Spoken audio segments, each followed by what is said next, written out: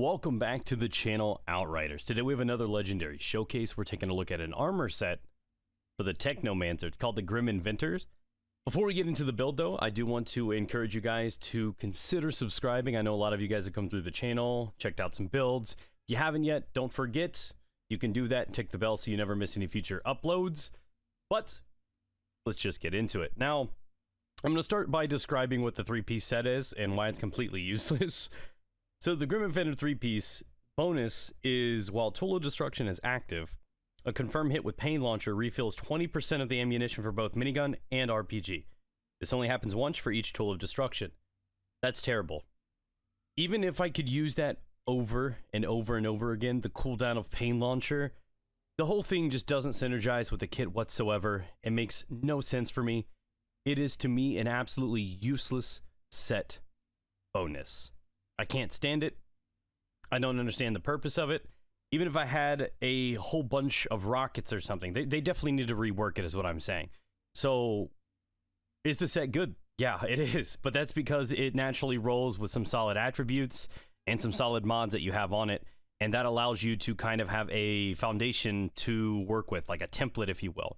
And what's unique about this build is it's one of the only anomaly sets in the game that you can do with strictly 1 or 2 mods to do T15 content.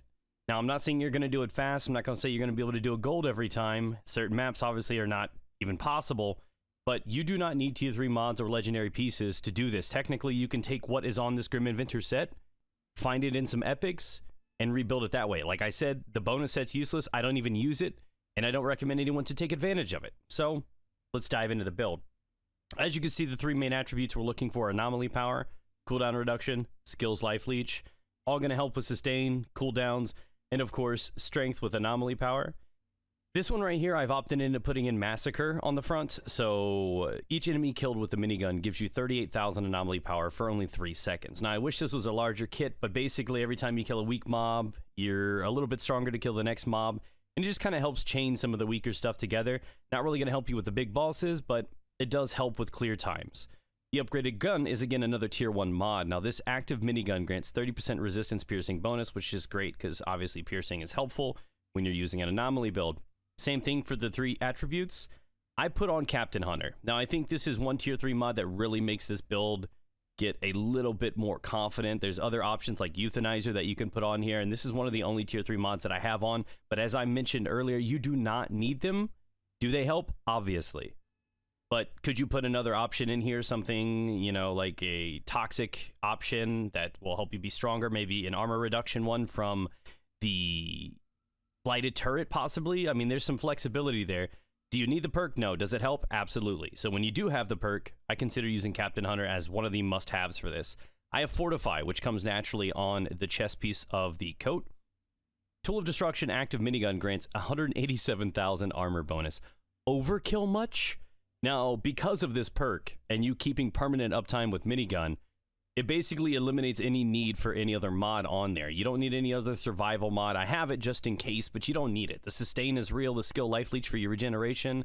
It's honestly just crazy how durable this build is. It would honestly take effort on your behalf to get you killed. And moving over to the leg armor, I have bang for your buck put on this. Activating the skill grants 100% base ammo increase for the selected tool. This is something that I consider to be a must-have. It really helps with farm because the way you keep your ammo up is based on killing targets that are poison, which aren't always readily available for you. So the extra ammo is really going to help you give a little bit more comfort and keep that with permanent uptime. Portable armory comes on the pants by default. You can fire 1 additional rocket. Thanks. Doesn't really do anything for you. So as I said, this set is a placeholder because the bonus is useless, and even though the attributes are great, and some of the mods are good, this mod, for example, is terrible, but it comes with anomaly power and the attributes you're looking for. So realistically, like I said, you should build all of this entire build in purple. There's no need to go Grim Inventors, but it's a solid placeholder and a solid start if you have the pieces. Moving over to the gloves. Now, same thing. You're seeing the same 3-piece attributes. I have Anomaly Echo on this. This is one of those just great options because you're going to be spamming Blighting Turret. So anomaly power 11,000 is going to stay up pretty much permanent uptime throughout the entire run, which is definitely helpful. It is a tier 3 mod, but again, that's one of those ones that you don't have. There are a bunch of tier 2 mods that give you around 9,000 anomaly power. So just a slight downgrade, but can definitely help compensate for the lack of this mod. Untamed Power is also another one of those that is extremely flexible. Does it help? Kind of. But because you are slow moving when you have your minigun out, you are not really going to be able to close the distance and run up on somebody and make this happen. So it really only helps when enemies get close to you. But if they're getting close to you, they're getting chewed up by the minigun anyways. So I definitely think that this is not necessarily a mod you want on it, but it's the best that I had at the time. So it's what I have. Onto the boots, again, not perfectly rolled attributes right there. I got 2 of the 3, but Toxic Lead is a must-have. Now, this is a must-have for the build. So killing enemies afflicted with Toxic will instantly replenish 40% of the ammo in your magazine, and your magazine is like 300 plus rounds. So you should be able to keep that with all the trash mobs around at pretty much full ammo until you decide that you want to put it away or it gets too heavy for you. Emergency Stance, again, another mod that was on these boots. I thought I would need it. I don't because of Fortify. So another flexibility here. So Emergency Stance isn't even needed. Untamed Power is not needed. And obviously a 3rd slot right there. So assuming you had 3 pieces of epics, that's 3 extremely flexible locations that you can add Euthanizer or other perks that buff up your anomaly power or damage or reduction. So like I said, there's a lot of room for improvement with this set and this build. And I will have an updated guide in the future for it when I do happen to perfect this build. Moving over to the class itself. The class, I'm going pretty much all bottom tree with a little detour up here to get vulnerability for Toxic. Now, this is going to help when you do hit enemies, but at the end of the day, the source of your Toxic, because everybody's so spoiled with blighted rounds, only comes from the blighted turret. So there's only a handful of targets at any given time that you're actually going to get this out of. So make sure you place it in the right spot. And again, it's going to help you hit big targets. So bosses, things like that are going to be great. But of course, you're going to need to make sure that you're killing the enemies with it as well. So it's going to benefit your run, but that's exactly why you're going to notice that I don't follow Toxic damage on the bottom tree. And the reason for that is just because simply at any given time, there's only, 1 or 2 people that are poisoned in a gunfight, and the other 80% of the enemies are not affected by it. So I roll through here, and I keep doing Resistance Piercing, Anomaly Power every time I can. I do stop here and do Toxic, lasting 30% longer, and the only reason I do this is because that's duration, not necessarily strength. Though it does translate to more damage because it lasts longer. The reason I'm doing this is obviously the longer that they are inflicted by Toxic, the better chance I have to proc Toxic Lead on the boots and get my ammo back. I stop down here for Adrenalizing Antenna, so every time I throw that blighted turret, I can pretty much keep 30% anomaly power up permanently. And of course, Wipeout's going to help with bosses and tank your enemies. Again, the sustain is just pretty ridiculous on this one. Team Player is very helpful. The rest of the way, I am working on Tech Bond, and you're going to notice that I also decided to stay away from any cooldown options, and there's a reason for that, and I'll explain. So if I'm looking at the skills here, I've got Tool of Destruction, which is a must-have. This is your minigun. You hold the button down, and you have your minigun. You don't want to mess around with Rocket with this build.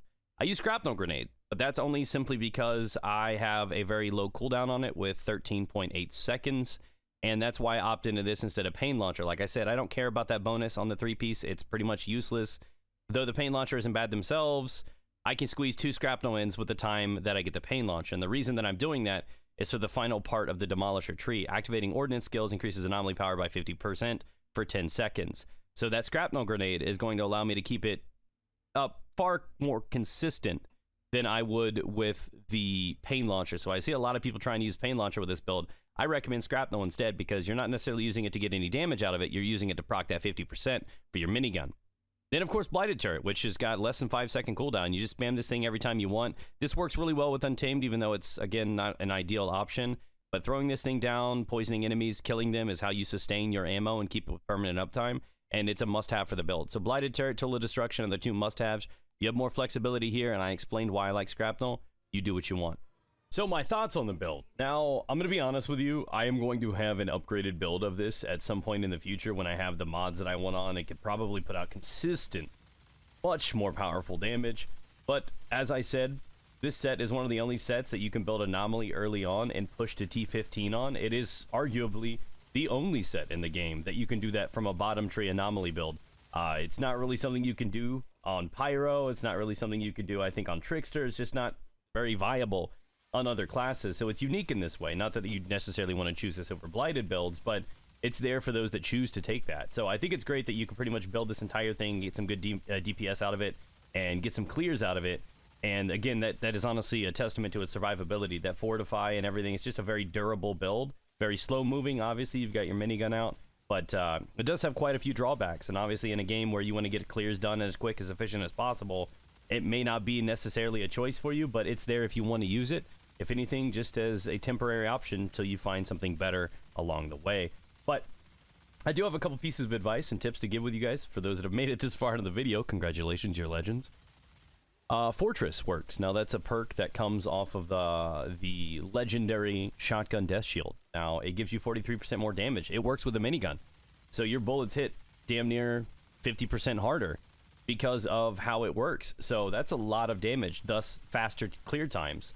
And honestly, you're going to shave minutes off your time when you do get that gun. So do you have to have it? Absolutely not. But when you do get it and you want to try this build, make sure that you have it equipped to your weapons so that you can get the runs done faster. That's just a big pro tip for you guys. I've seen other people just think it has nothing to do with it. It does. It impacts your overall damage, anomaly damage, gun damage, all of it.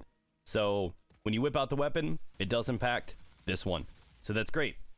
Again, other piece of advice, I would stray away from doing squads. You might be able to get away with duos, especially if you're playing with like a pyro that can debuff and stuff. It's definitely a reasonable build, but it's not fast, it's not flashy. It isn't the greatest, but it can be done and it can get things done. And again, there is a level of value behind the fact that this build can survive, and not a lot of options in the game do that. So I guess it has a place for everyone. And when I hopefully finalize the build and I get an entire 5-piece epic setup and completely dump the Grim Inventor set, I would really like to see what this thing could be capable of with optimized DPS options. So that is the video, guys. Let me know what you guys think down below. You can throw it together. It can be an early game build for new Technomancers for the Anomaly option for Bottom Tree Demolisher. So it's got a place for people that want to use it. Do I think it's ideal? No. But hell, you can do it if you want. So thanks again for the support, guys. Leave a like if you enjoyed today's video. Thanks again for all the love, and again, updated video coming soon.